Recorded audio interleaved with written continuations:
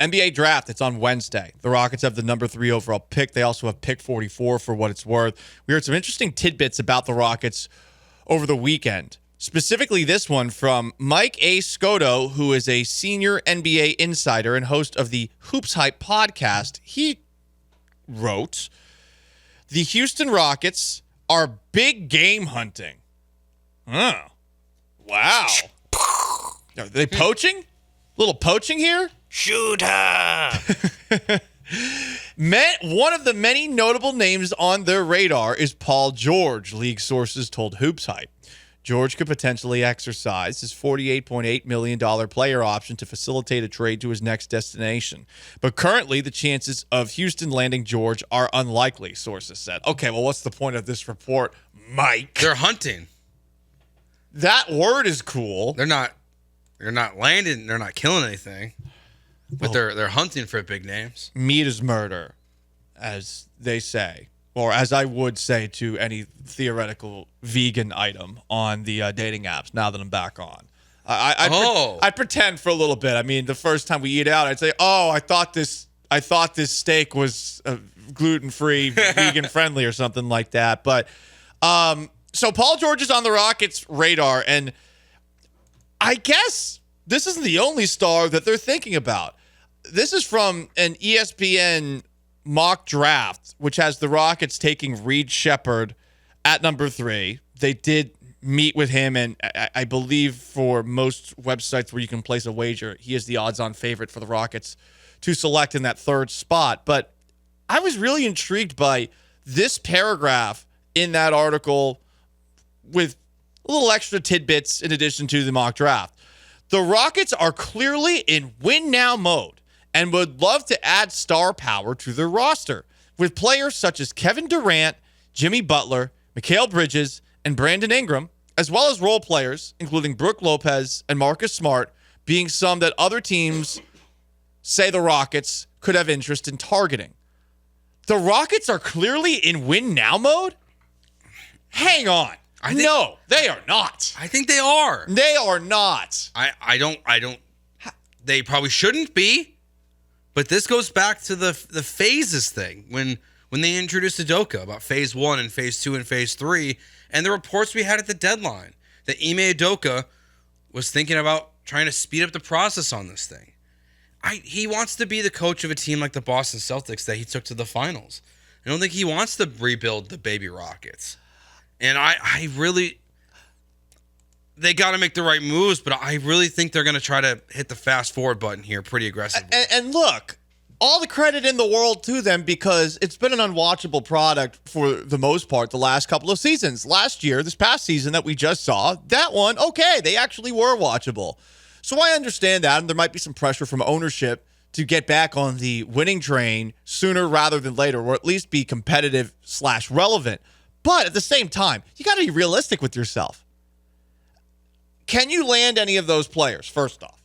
Do you have enough to land any of those players that are listed right there? I'd say yes. 100% yes. You think so? Yeah, I think with the young players you have on your roster. The core 6, as some are calling them? What a joke. Yeah, the young players and the picks. Like, you can go and get a lot of these guys. Like think about if you're Phoenix. Let's say Phoenix is actually going to entertain the idea of trading Kevin Durant. They gave up all their draft picks through like 2029, I think it is, or at least through 2027 to make that deal. In a season which didn't go very well. You can't trade Bradley Beal. You're stuck with him until he retires, basically. And you don't want to trade Devin Booker. So if you're going to unload and try to restart the process a little bit, the Rockets have the assets that you might want to make it roll with. Same thing with the Pelicans. If they don't believe in Ingram and Zion, same thing with Jimmy. Like, I wouldn't. They have the assets. The Rockets probably have the best assets in the NBA outside of Oklahoma City. And because you can keep a star player here, unlike in Oklahoma City, you probably have a better chance to land one of those guys. Theoretically. I guess in terms of, yes, realistic to be traded assets, the Rockets are certainly up there. Because you could argue, well, what if this team trades X, Y, and Z? But you trade for any of those guys that I listed. You're getting those guys at best in the twilight of their peak.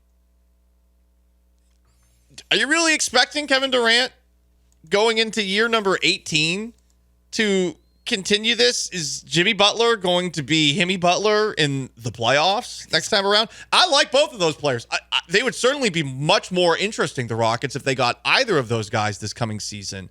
But are they all of a sudden going to be in the same conversation in a loaded West as Minnesota, Denver, Dallas, who's obviously the defending champs? Maybe they're closer to Dallas, I guess, who doesn't have the deepest of teams, but I don't feel like making a move to get one of those guys is going to put you in the same conversation as those teams. And that's why I just think if the Rockets think they're in win now mode, I suppose they are in win now mode, but they shouldn't think that they're in win now mode. No, to me, win now mode means that you believe in what you have and that you believe that, let's say, Jalen Green and Alperen Şengün, somehow you can keep those guys.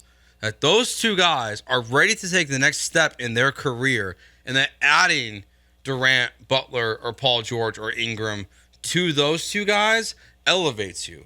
I don't think to what you're saying, Paul, you're not acquiring one of these guys to put you over the top. Kevin Durant played in 75 games this year. That's the most he's played in since 2018-19. His previous years, he played in 47, 55, and 35 games. Jimmy Butler hasn't played in more than 64 games since 2018-19. They don't play basketball. Paul George, same thing. I guarantee you. Don't even have to look it up. They're hurt. The rest days. They're old. You can't view them as the piece to win you a championship. They are a complementary piece if you think you're in win now mode. Yeah, the whole thing with the Rockets is like the best player, if they're going to win a championship, has to be someone who's already on the team. Like you need those guys to develop. They're not like Toronto was when they traded for Kawhi Leonard, where you just swap out DeRozan for Kawhi Leonard and now you win the championship. They're not that close. It's someone where it's using the spot you're in right now to add someone who makes a lot of money before you're paying the young players on your team a lot of money, and you're hoping to, as they develop, you're also getting the last bits of, great Paul George or great Kevin Durant, and you're getting that overlap with the young guys coming up as these guys are holding on to their prime. So maybe we shouldn't call it win now then. No. I mean, we should call it contending. Win now is just what Mike Scotto called it. That's the thing. Like, it gets framed as just because a reporter says they're in win now mode, where it's like, no, they're interested in star players. They're interested in star players and veterans to add to this team. Which again, we've been hearing about for over a year, that they're going to throw in chips to get a star player. They haven't done that. They signed Brooks, Van Vliet, Jeff Green, Jock Landale, win now player, Jock Landale. I get triggered by the loaded language there that's used because people know it will probably blow up in some sort of... You got to get NBA Central to exactly, to aggregation. Yeah.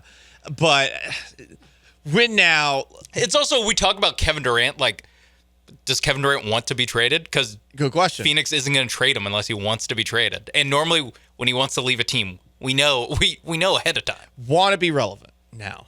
That's what they should make be the saying. play. Because if you do, it matters on the deal. But if you could just do something like Dylan Brooks, number 3, and matching salary, the Jayshawn Tates and Jock Landales of the world, the number 3 pick, Dylan Brooks, for Paul George, where yes, you're essentially just taking out Paul George or taking out Dylan Brooks and replacing him with Paul George. You are a playoff team at that point. You will make the playoffs. It's just, would it cost more than that? And that's where you get into the I don't know if I want to throw in Jabari Smith to make this deal happen, or if I want to throw in Cam Whitmore to make this deal happen. It's all about the price to get one of these guys.